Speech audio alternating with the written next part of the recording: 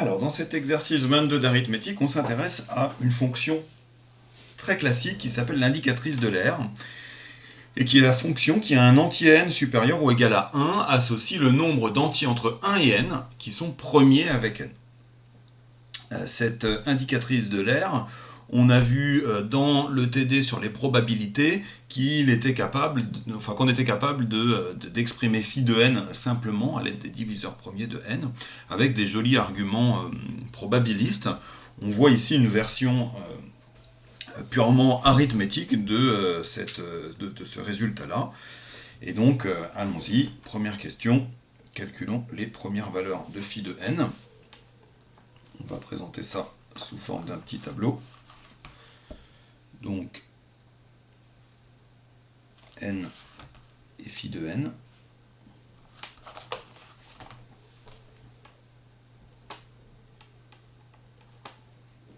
Un, 2, 3, 4, 5, 6, 7, 8 et 9. Et donc on cherche à chaque fois les nombres premiers avec n entre 1 et n. Donc pour 1, il y a seulement 1. Pour 2, il y a seulement 1 aussi. Pour 3, on va avoir 1 et 2. Pour 4, on va avoir 1, pas 2 et 3. Pour 5, 1, 2, 3, 4. Pour 6, 1, pas 2, pas 3, 4, 5. Pour 7, 1, 2, 3, 4, 5 et 6. Pour 8, 1, pas 2, 3, pas 4, 5, pas 6 et 7. Et enfin pour 9, 1, 2, pas 3, 4, 5, pas 6, 7 et 8. Et donc on peut compléter ce tableau.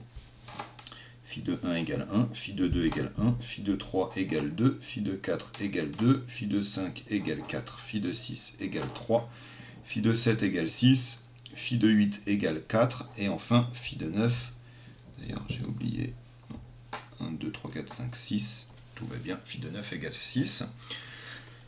Deuxièmement, on veut démontrer une jolie identité qui est que n égale à la somme pour d divisant n des phi de d. Il est sous-entendu qu'on prend des diviseurs positifs et supérieurs ou égal à 1. Et donc par exemple ici, si je regarde 8, je devrais avoir que 8 s'écrit phi de, alors les diviseurs de 8, on a 1, on a 2, on a 4 et on a 8. Est-ce que ça marche bien? Phi de 1 égale 1, phi de 2 égale 2, phi de 4 égale 2, et phi de 8 égale 4. 4, 5, 6, 7, 8, 9. Ça ne marche pas. Parce qu'évidemment, phi de 2, c'était 1. Et là, ça marche beaucoup mieux. Et donc pour démontrer ça, on nous propose une jolie méthode en utilisant des formes irréductibles de fractions. Donc on considère les fractions k sur n pour k entre 1 et n, qu'on va mettre sous forme irréductible.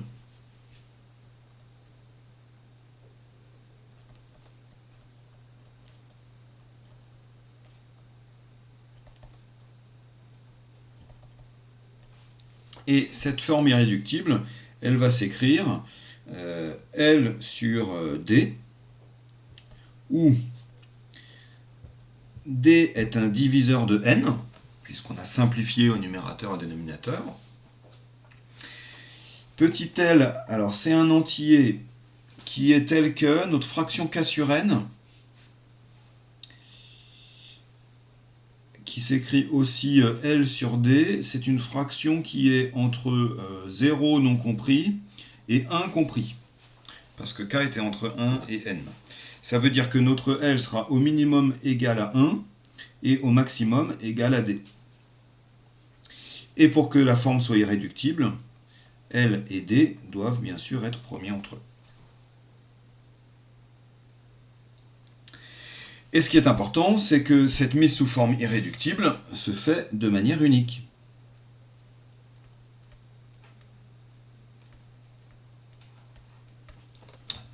Ce qui nous autorise, si on note E, l'ensemble des fractions dont il est question ici, donc l'ensemble des K sur N,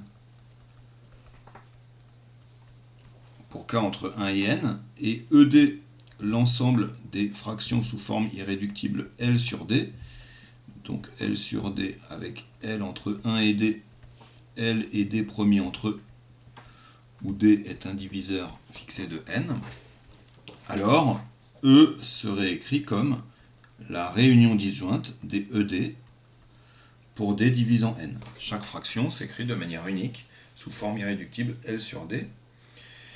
Je passe au cardinal.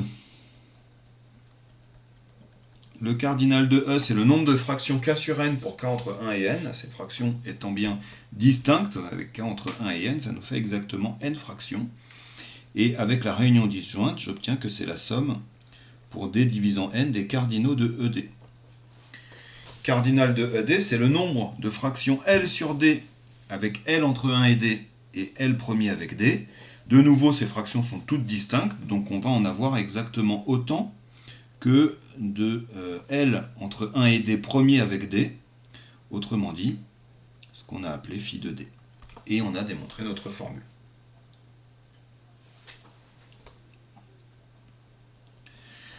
Alors, troisième question, on nous demande de calculer phi de P pour P un nombre premier.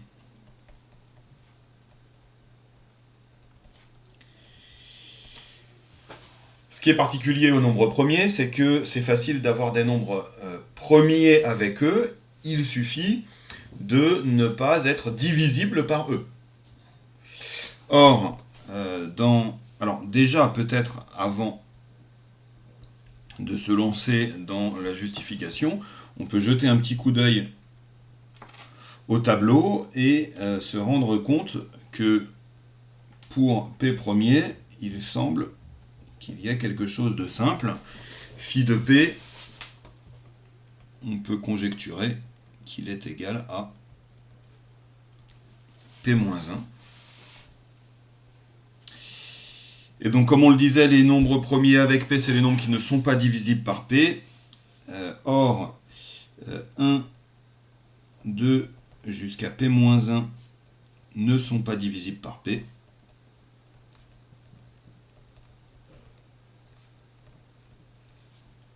Donc, sont premiers avec P.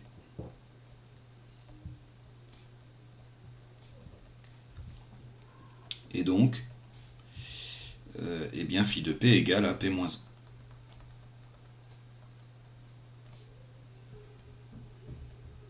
Donc, pour un nombre premier, c'est très facile de calculer phi de P. Un petit peu moins simple ensuite, le cas des puissances d'un nombre premier. Donc on nous dit dans l'énoncé qu'on prend toujours P premier, K un entier supérieur ou égal à 1, et on cherche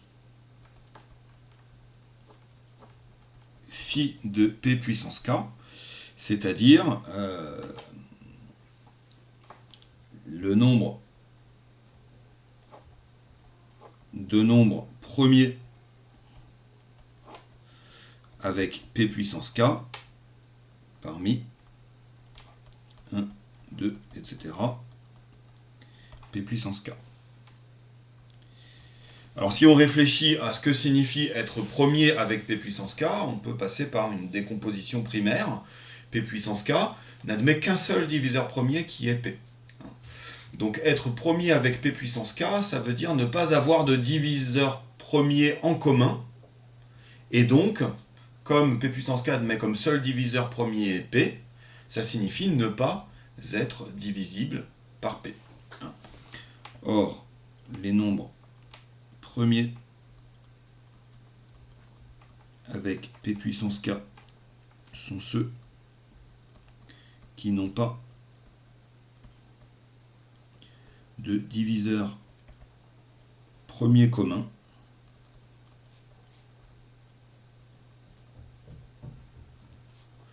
c'est-à-dire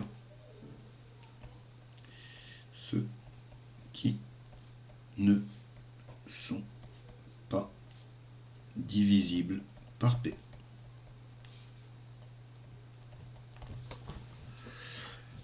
Alors dénombrer les entiers qui ne sont pas divisibles par P, c'est pas forcément facile. Ce qui est plus facile, c'est de dénombrer ceux qui sont divisibles par P. C'est-à-dire qu'on se pose maintenant la question, combien y a-t-il de multiples de P parmi 1, 2, etc. jusqu'à P puissance K. Et il suffira de prendre le complémentaire de ça.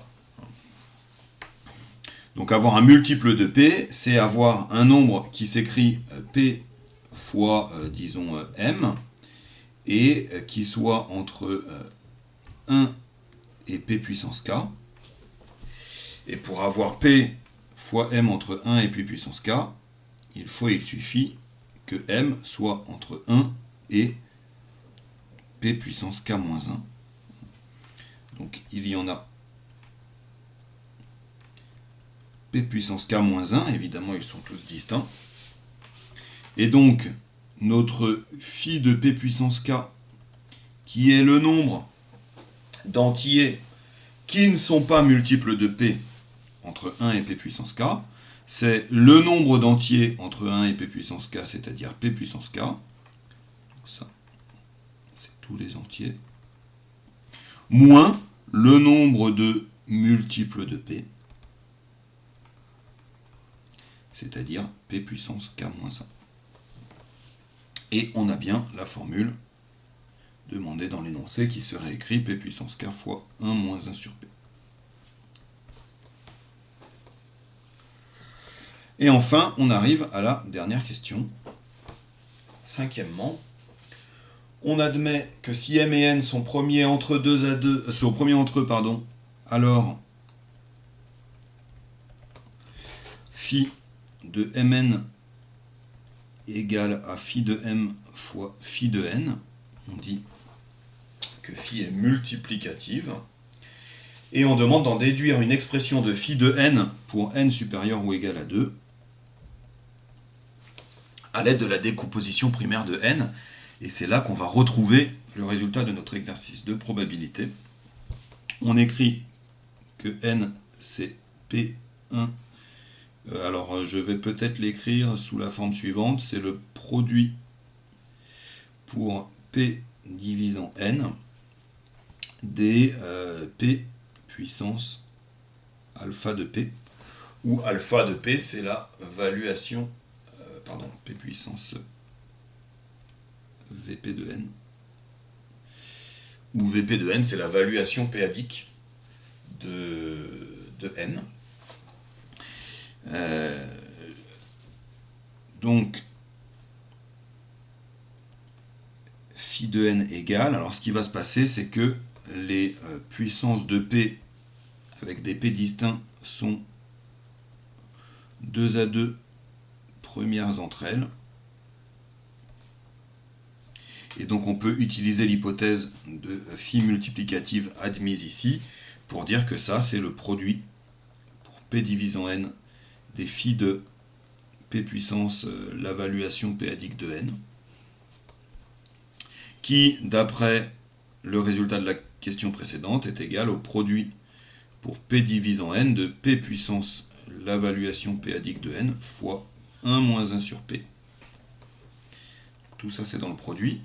Et en séparant le produit en deux, je vais me retrouver avec une première partie produit des P puissance valuation p-adique qui est égal à N, fois une deuxième partie produit pour P divisant N des 1 moins 1 sur P.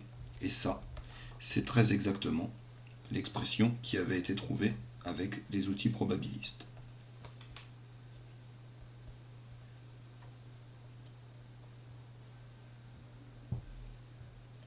Et ça termine notre exercice.